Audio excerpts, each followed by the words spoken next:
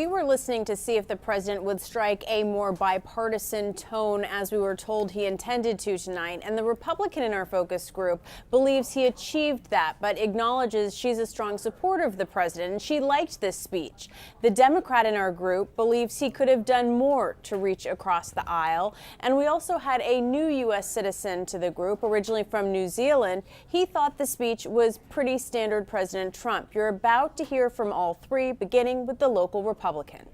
He hit on the points that, everything he's done that the American people have benefited from, the increase in jobs, the rise in wages, the 45-year low in unemployment. Overall, I found it quite positive. The thing that I was looking for, which he did come across, was America first.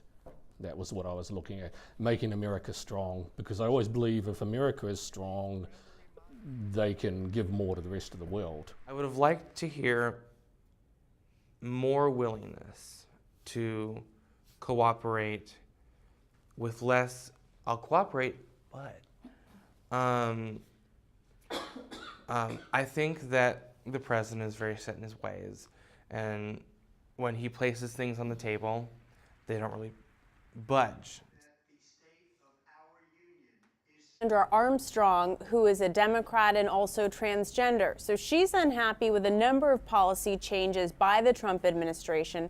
And she says she also worries that the tax cut and job growth that the president was touting tonight will not trickle down to her. The Republican of the group, Olga Farnham, disagrees and believes the economy and security have been high points of this past year. And the new U.S. citizen there, Paul Stewart, is also pleased with the economy and likes the message of border security. I asked all three what they would like to see improved in this second year of the Trump administration.